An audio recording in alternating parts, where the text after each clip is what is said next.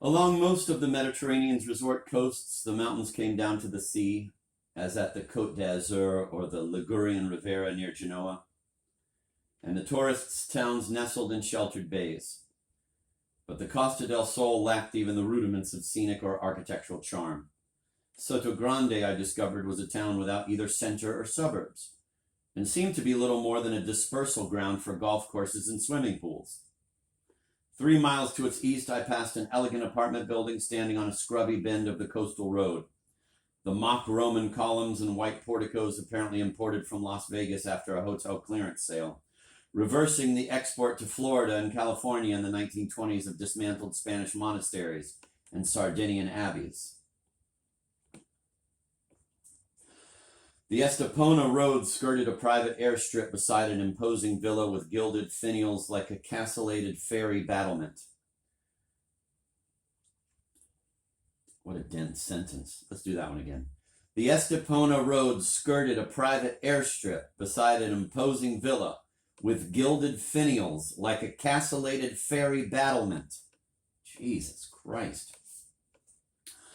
Their shadows curved around a white onion bulb roof, an invasion of a new era of architecture that owed nothing to the Maghreb across the Strait of Gibraltar.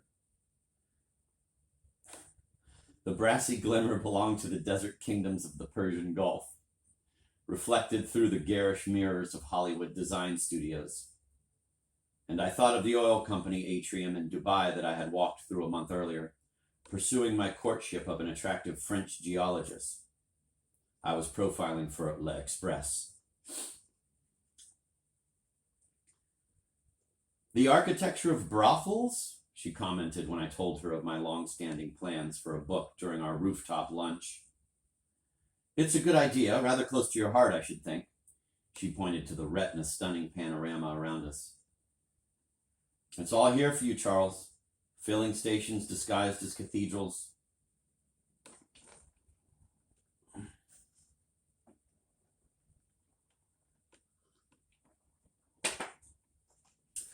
Could Frank, with his scruples and finicky honesty, have chosen to break the law on the Costa del Sol, a zone as depthless as a property developer's brochure?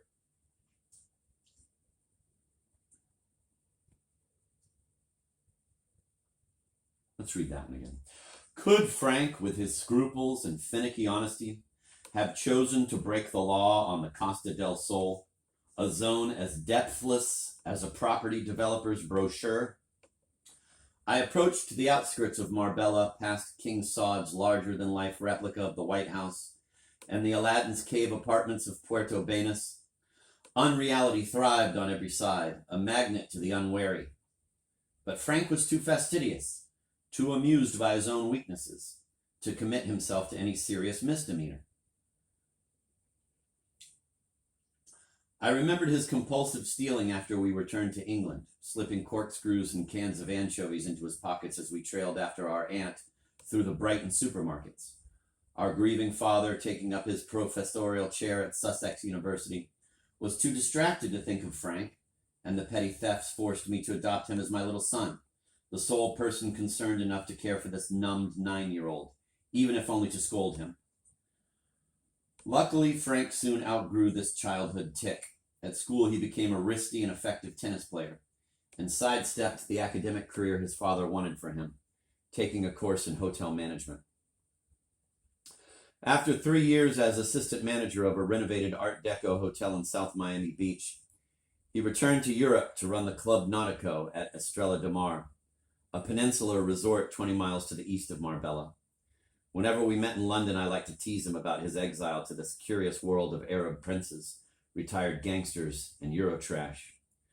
Frank, of all the places to pick, you choose the Costa del Sol, I would exclaim. Estrella de Mar? I can't even imagine it. Amiably, Frank always replied, exactly, Charles. It doesn't really exist. That's why I like the coast. I've been looking for it all my life. Estrella de Mar isn't anywhere. But now nowhere had at last caught up with him. When I reached the Los Monteros Hotel, a 10-minute drive down the coast from Marbella, there was a message waiting for me. Senor Danvila, Frank's lawyer, had called from the magistrate's court with news of, quote, unexpected developments, end of quote, and asked me to join him as soon as possible. The overpolite manners of the hotel manager and the averted eyes of the concierge and porters suggested that whatever these developments might be, they were fully expected.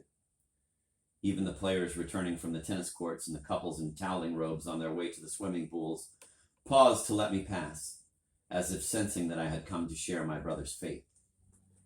When I returned to the lobby after a shower and change of clothes, the concierge had already called a taxi. Mr. Prentice, it will be simpler than taking your own car. Parking is difficult in Marbella. You have enough problems to consider. You've heard about the case? I asked. Did you speak to my brother's lawyer? Of course not, sir. There were some accounts in the local press. A few television reports. He seemed anxious to steer me to the waiting taxi. I scanned the headlines and the display of newspapers beside the desk. What exactly happened? What exactly happened? No one seems to know. It's not certain, Mr. Prentice. The concierge straightened his magazines, trying to hide from me any addition that might reveal the full story of Frank's involvement. It's best that you take your taxi. All will be clear to you in Marbella.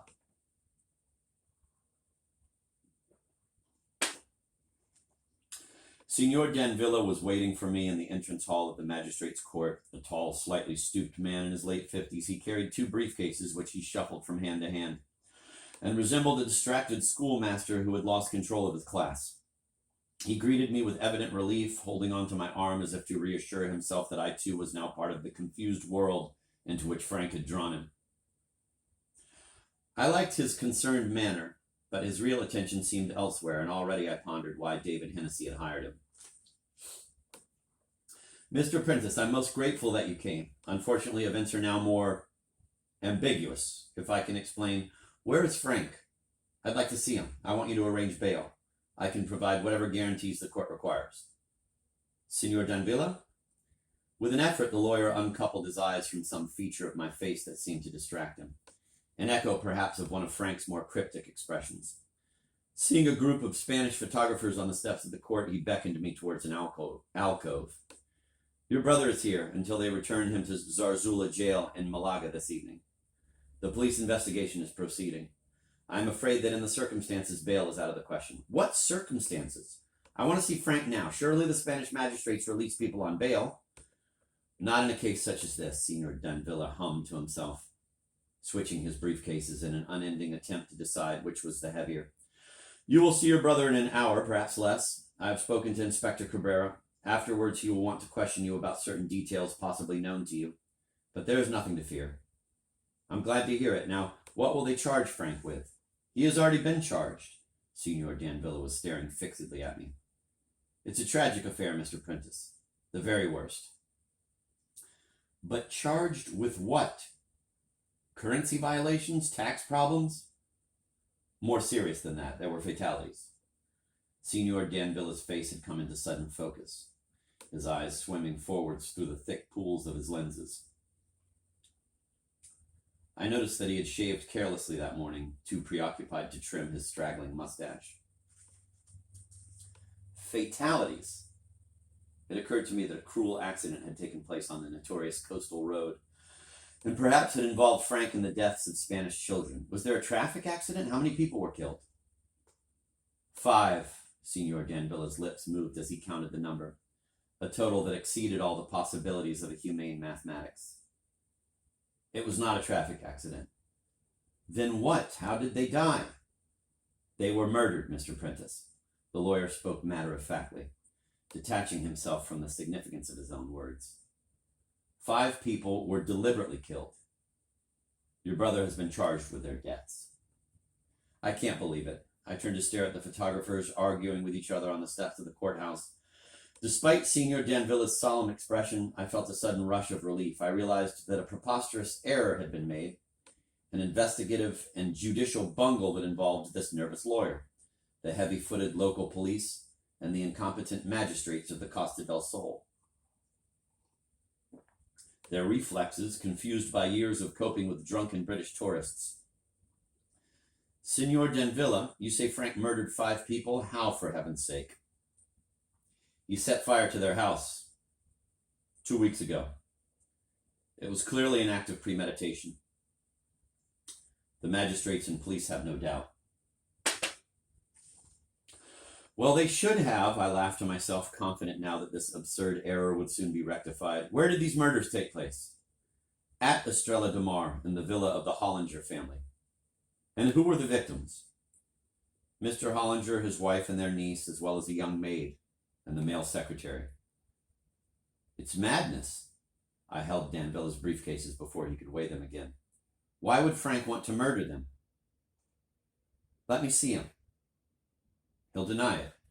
No, Mr. Prentice. Signor Danvilla stepped back from me, the verdict already clear in his mind. Your brother has not denied the accusations. In fact, he has pleaded guilty to 5 charges of murder. I repeat, Mr. Prentice, guilty.